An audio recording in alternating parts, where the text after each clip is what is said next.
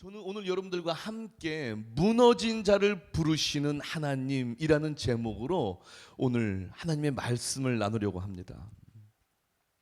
제가 오늘 말씀을 또 이렇게 나누기 전에 우리 어린이들을 보면서 우리 어린이들과 함께 오늘 한 10시 20분부터 굉장히 기쁘게 찬양을 했어요. 막 어린이들이 찬양을 하는데 막 박수를 치고 모르는 찬양을 막 입을 막 쭈글쭈글거리면서 찬양을 하는데 얼마나 은혜롭던지요. 그렇게 예배를 그렇게 이제 찬양을 아이들이 막 연습을 하고 그랬어요. 이따가 우리 정말 뜨겁게 찬양할 거라고. 그리고 제가 잠깐 이제 우리 예배팀들과 함께 기도를 하러 딱 갔다 오는 순간 딱 분위기가 바뀌었어요.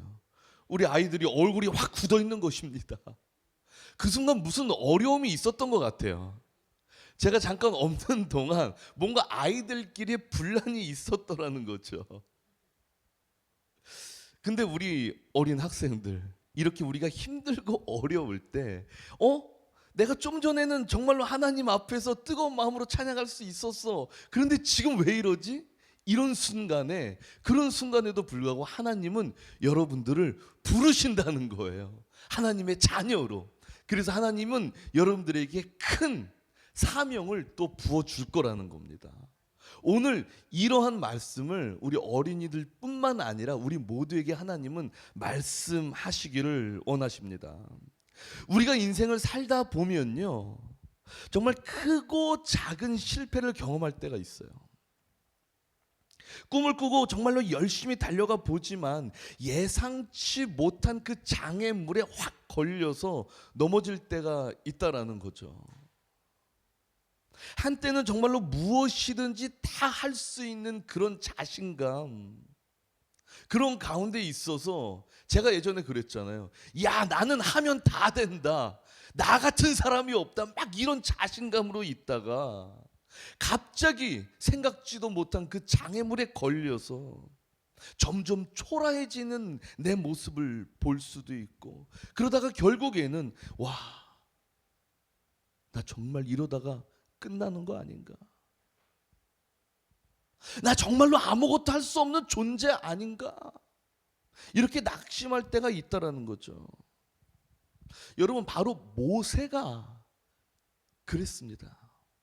오늘 본문 우리가 출애굽기 3장 1절에서 12절을 읽는데 하나님이 지금 모세를 부르시는 장면을 우리가 읽고 있는데, 하나님이 모세를 부르실 때 모세의 마음, 모세의 상황이 그랬다는 거예요. 완전히 낙심 가운데 있었어요. 완전히 무너진 상황에 있었어요.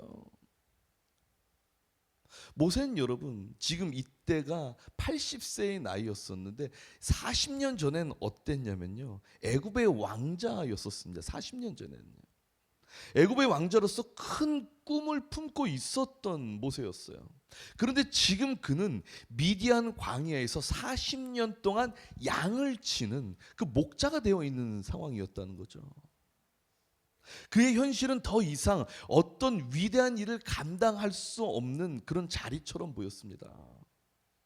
그런데 하나님은 오늘 본문에 보면은 그런 모세를 부르셔서 이스라엘 백성들을 애굽에서 구하라. 모세가 보기엔 정말로 감당하기 어려운 사명을 하나님이 모세에게 부어주시는 거예요. 이에 모세는 뭐라고 반응합니까? 내가 누구이기에? 내가 누구이기에? 하나님, 내가 누구이기에? 이렇게 반문하죠.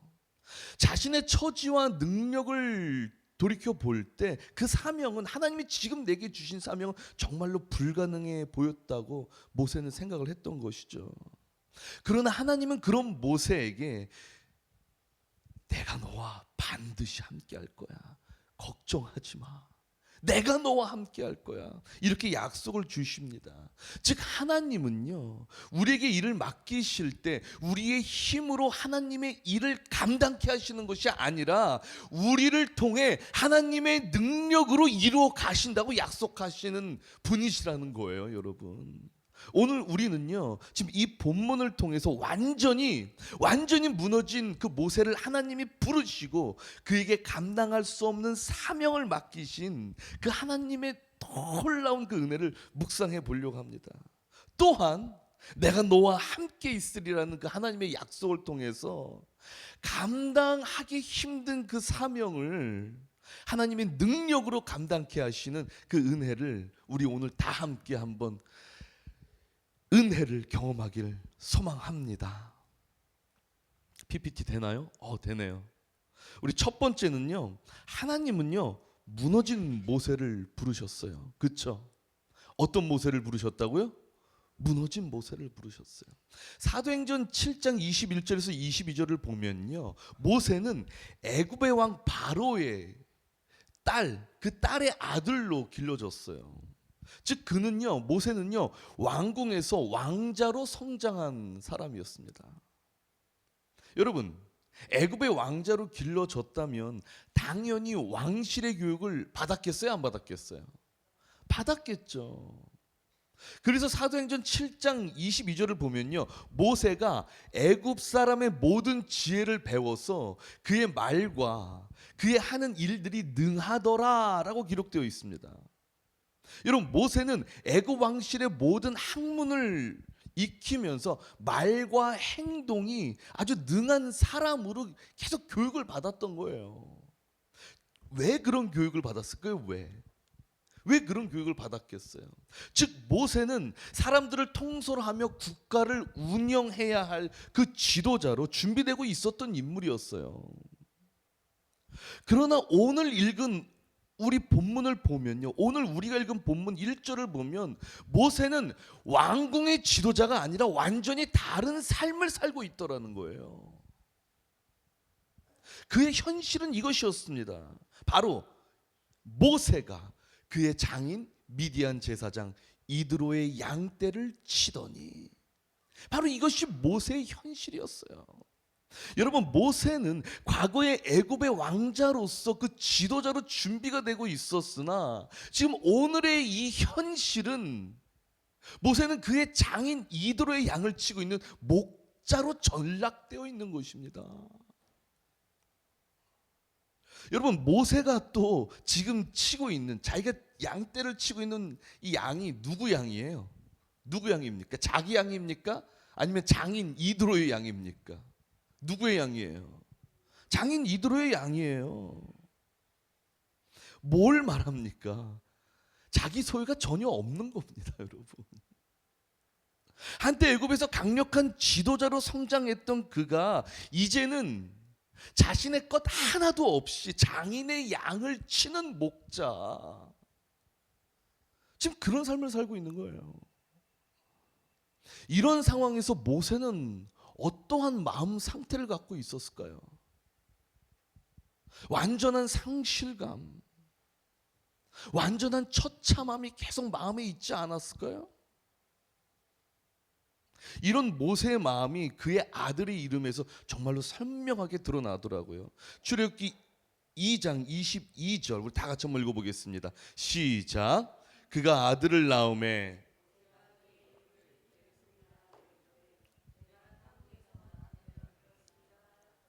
여러분, 아들의 이름은요 대부분 어떤 이름을 지어줘요? 이 축복된 이름으로 지어줘요. 축복된 이름으로요.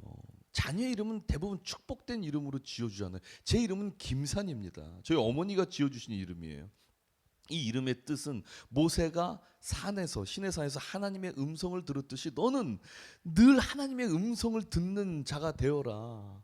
여러분, 최소한 이렇게 지어주지 않습니까? 자녀의 이름은요. 그런데 모세는 자녀의 이름을 게르솜이라 지으면서 내가 타국에서 낳은 애가 되었습니다, 이 이름으로 지은 것입니다. 이거는요, 모세는 아들의 이름을 부를 때마다 자신의 상황을 계속 상기시키고 있었던 거예요. 나는 타국에서 낳은 애가 된 자다. 게르솜, 게르솜. 아유, 나는 타국에서 낳은 애가 된 자야. 게르솜, 일로 와봐. 아유, 나는 타국에서 낳은 애가 된 자야. 계속 이것을 마음속에 상기시키고 있었다고요. 그러므로 그의 상태는요, 계속 이 완전히 무너져 있는 상태로 40년을 보낸 것입니다. 그리고 이런 마음의 상태로 지금 모세는 이드로의 양을 치고 있는 그런 모습이었다는 거예요. 그런데 여러분, 이때 하나님은 모세에게 나타나시더라는 거예요. 완전한 상실감, 처참함, 무너져 있는 그 모세에게 이때 하나님은 나타나시더라는 거예요. 출애굽기 3장 2절 제가 읽어드리겠습니다. 여호와의 사자가 떨기나무 가운데로부터 나오는 불꽃 안에서 그에게 나타나시니라. 아멘. 완전히 무너져 있는 모세에게 하나님은 강력한 불꽃 가운데서 확 나타나신 거예요.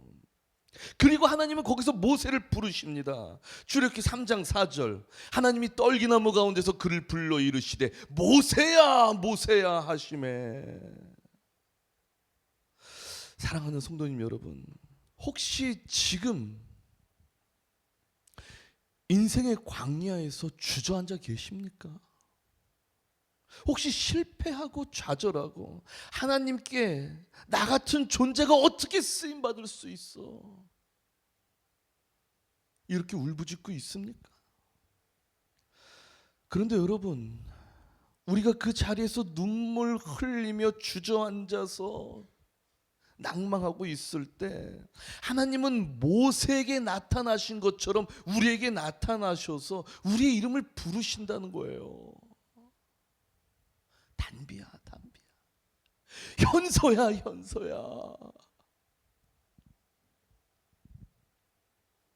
여러분, 이렇게 하나님은 그에게 나타나셔서 두 번째 보면요, 무너진 그 모세에게 감당할 수 없는 사명을 맡기시더라고요. 모세를 부르신 하나님은요, 이스라엘 백성들을 애굽에서 건져내실 것이라고 말씀하세요. 그래서 출애굽기 3장 7절에서 8절을 보면요, 하나님은 애굽에 있는 이스라엘의 그 고통을 보시고 그들의 부르짖음을 이렇게 들으셨어요. 그들을 그 목소리를 들으시면서 모세에게 이스라엘 백성들을 건져내라고 하십니다. 그런데 여러분, 하나님은요 모세에게 하신 말씀이, 야, 내가 이스라엘 백성들을 애굽에서 건져낼 것뿐만이 아니라 그들을 젖과 꿀이 흐르는 가나안 땅으로 인도해 낼 거야. 하나님이 이렇게 말씀하세요. 그런데 여러분, 하나님은 분명히 모세에게, 야, 내가 애굽에서 이스라엘 백성들을 건져낼 거야, 야, 그리고 내가 그들을 가나안 땅으로 보낼 거야, 이렇게 말씀을 하시는 것 같았는데, 그런데 9절에 보니까 하나님은 모세에게 이제 가라 라고 하시더라는 거예요. 이제 가라. 그러면서 10절에 보면요, 이제 내가 너를 바로에게 보내어 너에게 내 백성 이스라엘 자손을 애굽에서 인도하여 내게 하리라 라고 말씀하십니다. 여러분, 모세는 얼마나 갑자기 황당했겠어요. 하나님이 내게 나타나셔서, 야, 내가 이스라엘 백성들을 구해낼 거야, 가나안 땅으로 보낼 거야. 그런데 네가 가, 너를 통해서 일할 거야. 지금 하나님이 그렇게 말씀하시더라는 거예요. 모세가 얼마나 황당하겠어요. 현재 모세는 제가 좀 전에도 말씀드렸지만 이 사명을 감당할 수 있는 상태가 아니잖아요. 40년 동안 나는 타국에서 나그네가 된 자라고 처참한 심경으로 있었고, 자기 재산도 없었어요. 소유가 아무것도 없었다고요. 실패한 경험만 계속 모세는 갖고 있었어요. 그의 나이는 현재 80입니다. 그런데 이런 상황에서 이스라엘 자손을 애굽에서 인도하여 내라, 이렇게 하나님이 말씀하시면 과연 모세는 어떻게 받아들일 수 있겠냐는 거예요. 어떻게? 여러분 같으면 모세와 같은 상황에서, 집사님 모세와 같은 상황에서 하나님이 이렇게 말씀하시면 아니 받아들일 수 있겠어요? 전 받아들일 수 있을 거라고 믿습니다. 우리 집사님은 아멘이라고 할 수 있을 것 같아요. 저는 참 힘들 것 같은데 저한테 많이 그렇게 말씀하시면, 와, 정말 얼마나, 어떻게 제가 어떻게 해요, 하나님? 제가 어떻게? 여러분, 지금요 이 하나님이 모세에게 이 명령하시는 걸요 자세히 보면요 크게 두 가지를 해야 돼요. 첫 번째가 뭐냐면 애굽에서 이스라엘 자손들을 데리고 나와야 되는 거예요. 여러분, 출애굽기 1장 11절을 보잖아요. 출애굽기 1장 11절을 보면 이스라엘 자손들은요 애굽에서 이 국고성 비돔과 라암셋을 건축하고 있었어요. 그러니까 이게 뭐냐면요, 그들은 애굽에서 이 애굽의 국가 건설을 위한 그 노동력을 제공하는 그 애굽의 종이었던 것입니다. 그러니까 이스라엘 사람들이 없으면 애굽의 그 국가 건설을 하기가 힘든 거예요. 아주 핵심 사람들이었습니다, 이스라엘 사람들이. 그런데 모세가 애굽의 왕 바로에게 가가지고, 바로 왕이요, 내가 이스라엘 사람들을 다 데리고 나가겠습니다. 그러면 바로 왕이 허락하겠습니까? 가라 그러겠습니까? 안 하겠죠. 내주기는커녕 이 말을 하는 모세를 죽일 수 있겠죠. 그리고 두 번째는 어떻게 해야 돼요? 가나안 땅을 가야 돼요. 가나안 땅을. 그런데 여러분, 가나안 땅은요, 아무도 안 살고 있는 그 땅이 아니에요. 이미 그곳에는 우리가 아까도 읽었지만 가나안에 족속들이 살고 있었습니다. 그 족속들이 누굽니까? 아까 우리가 읽었죠. 가나안 족속, 헷 족속, 아모리 족속, 브리스 족속, 히위 족속, 여부스 족속, 이 족속들이 살고 있었다고요. 그러니까 모세가 기적적으로 애굽에서 이스라엘 백성들을 데리고 나온다 할지라도, 모세는 이스라엘 백성들과 함께 그 가나안 땅에 가서 그 족속들과 싸워야 된다니까요. 그런데 이스라엘 백성들은 애굽에서 군사훈련을 받은 적이 있습니까? 받은 적이 있어요? 한 번도 없어요. 그들은 노동만 했던 사람들입니다. 그런데 어떻게 그 땅에 있는 족속들과 싸우겠냐는 겁니다. 그래서 모세는 하나님께 반문하는 것이에요. 출애굽기 3장 11절 다 같이 읽어보겠습니다. 시작. 모세가 하나님께 아뢰되 내가 누구이기에 바로에게 가며 이스라엘 자손을 애굽에서 인도하여 내리이까. 내가 누구이기에, 내가 누구이기에. 여러분, 이 말 속에는 모세가 현재 자신을 규정짓는 그 정체성이 있는 거예요. 바로 그 정체성은 뭡니까? 타국에서 나그네가 된 목자, 목동. 타국에서 나그네가 되어서 양을 치는 그런 존재. 난 그런 존재인데 내가 누구이기에 그런 일을 합니까? 그렇기 때문에 모세는 감히 자신이 하나님이 명령하신 이 일을 감당할 수 없다고 생각하면서 내가 누구이기에 라고 반문한 것입니다. 여러분, 하나님이 우리에게 모세와 같은 상황에서, 네? 아까 부르셨을 때도 그런데 감히 우리가 감당하지 못할 사명을 딱 주신다면은, 네? 어떻게 하겠어요? 우리도 모세와 같이 내 자신을 규정짓는 그 정체성으로 인해서 반문하지 않겠습니까? 하나님, 나 이거밖에 안 되는데 제가 어떻게 하겠습니까? 하나님. 제가 어제도 잠깐 새암교회에서 간증을 했었지만,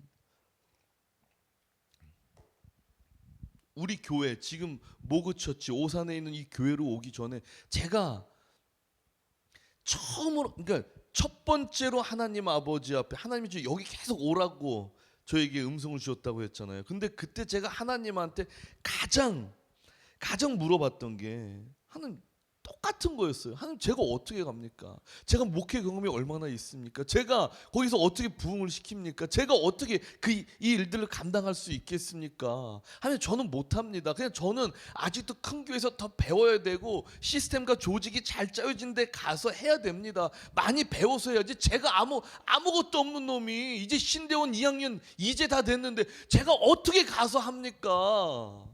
아무 경험도 없는데 어떻게 합니까? 하나님, 내가 누구이기에 갑니까? 하나님.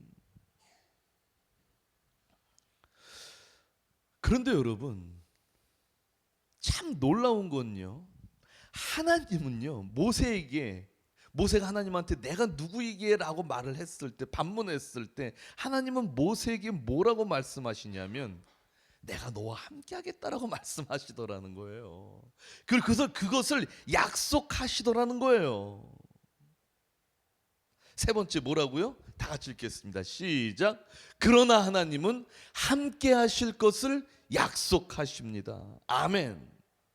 하나님은 전혀 이 일을 감당할 수 없다고 아예 못 박은 그 못 박힌 생각을 한 모세에게 굳게 약속을 하시더라는 거예요. 출애굽기 3장 12절 다 같이 읽겠습니다. 시작. 하나님이 이르시되 내가 반드시 너와 함께 있으리라. 아멘. 다시요. 하나님이 이르시되 내가 반드시 너와 함께 있으리라. 여러분, 이것이 바로 하나님의 답변이었어요. 할렐루야. 모세가 내가 누구이기에 갑니까? 이렇게 반문할 때 하나님은 내가 너와 반드시 함께 하겠다라고 답변한 것이에요. 즉 모세가 누구인지가 중요한 것이 아니었습니다. 하나님이 누구이신지가 중요한 거예요. 모세의 능력이 아니라 하나님이 함께 하심이 사명을 감당하는 근거였다라는 거죠. 모세가 중요한 것이 아니었다고요. 그러므로 하나님의 부르심에는 우리의 조건이 전혀 필요한 것이 아닙니다, 여러분. 나이가 많거나 적거나 이것이 중요한 게 아니에요. 내가 강하나 약하거나 내가 가진 것이 많거나 없거나 이것이 중요하지 않았습니다. 중요한 것은 하나님이 함께 하시는가, 이것이 바로 중요한 근거라는 사실입니다, 여러분. 내가 반드시 너와 함께 있으리라. 즉 이 말씀은요, 여러분, 단순한 동행이 아니라 절대적인 동행, 바로 그것을 하신다고 하나님이 약속하셨던 거예요. 내가 너와 함께 하기에 너 모세는 나의 능력으로 반드시 사명을 감당할 것이야. 내가 널 감당케 할 것이야. 바로 이것이 하나님의 선언인 것입니다, 여러분. 아멘. 여러분, 천하 만물을 창조하신 하나님이 반드시 함께 하신다고 막 이렇게 약속을 하신다면 그보다 더 큰 은혜가 어디 있겠어요? 그보다 더 큰 든든함이 어디 있겠어요? 우리 지혜청년 천안에 가서도 이 하나님 반드시 함께 하신다고 약속하신 그 하나님 붙들고 움직이면서 또 주일날 나와서 영적으로 공급받고 가야 된다는 사실이에요. 알았죠? 아멘? 여러분, 그런데 이 약속은요, 여러분 보니까 너무나 놀라운 게 모세에게만 주신 것이 아니더라고요. 바로 예수 그리스도를 믿는 우리 모두에게 하나님은 이 약속을 우리에게 부어 주셨습니다. 마태복음 1장 23절 다 같이 읽겠습니다. 시작. 보라, 처녀가 잉태하여 아들을 낳을 것이요 그의 이름을 임마누엘이라 하리라 하셨으니 이를 번역한즉 하나님이 우리와 함께 계시다 함이라. 아멘. 모세에게 내가 반드시 너와 함께 있으리라고 약속하셨던 하나님은 이제 예수 그리스도를 통해 우리에게 임마누엘, 즉 하나님이 우리와 함께 계시다는 확실한 약속을 예수님을 통해 부어 주신 거예요. 그렇기 때문에 우리는 예수 그리스도 안에서 하나님의 임재를 경험하며 이제 우리는 하나님의 능력으로 살아가게 된 하나님의 새로운 피조물이 된 것이라는 사실입니다. 말씀을 마무리하겠습니다. 우리의 현실을 바라보면요, 주저하고 두려울 때가 참 많죠. 상황이 어렵고 또 우리의 능력이 부족하다고 느껴질 때 하나님의 부르심 앞에서 모세처럼 내가 누구이기에, 내가 누구이기에, 나 같은 놈이 어떻게 하겠어요? 이렇게 말하고 싶어질 때가 있어요. 그러나 하나님은 우리에게 당신의 하나밖에 없는 아들 예수 그리스도를 주심으로 내가 너와 반드시 함께 할 거야, 이것을 말씀하셨습니다. 내가 약하고 부족하지만 예수님을 주심으로 우리를 강하게 하신다라는 사실이에요. 왜냐하면 이제 내가 움직이는 것이 아니라 예수 그리스도께서 나를 통해 움직이신다는 사실이기 때문입니다. 그렇기 때문에 여러분, 예수님을 바라보십시오. 예수님 안에서 우리는 능력을 얻고 사명을 감당하며 승리할 수 있습니다. 아멘이십니까? 그 예수 그리스도 안에서 담대히 걸어가며 하나님의 영광을 나타내는 삶을 살기를 주님의 이름으로 소망합니다. 우리 이 시간 모두 다 함께 찬양합시다. 이 찬양을 하면서 나를 등에 업으시고 나를 이끄시는 그 예수 그리스도, 그 예수 그리스도를 바라보며 약할 때 강함 주시는 예수 그리스도, 약함이 곧 강함을 알게 하시는 예수 그리스도를 찬양합시다. 아멘. 약할 때 강함 주시네.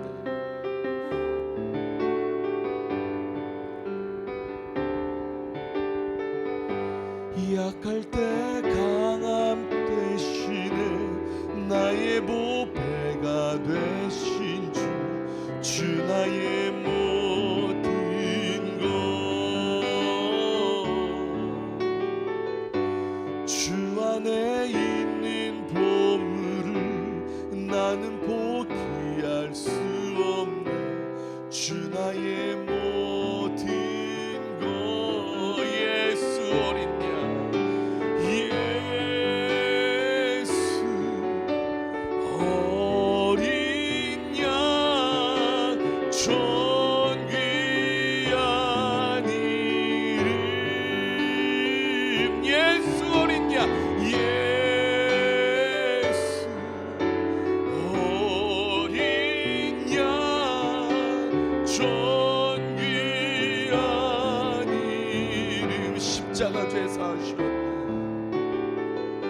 십자가 죄사하셨네. 주님의 이름 찬양해. 주 나의 모든 것. 쓰러진 나를 세우고 나의 빈 잔을 채우네. 주 나의 모든 것. 할렐루야 아멘.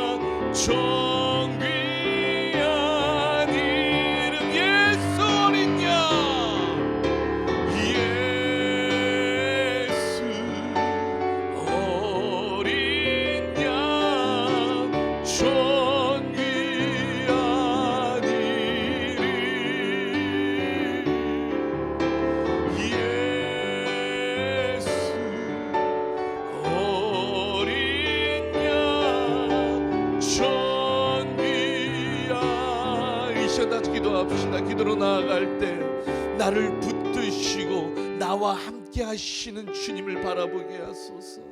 나를 업으시고 나를 주품 안에 이끄시어 주님의 사명을 감당케 하는 예수 그리스도를 바라보게 하소서. 다 같이 주의 이름 부르짖고 기도로 나아갑시다. 주여 주여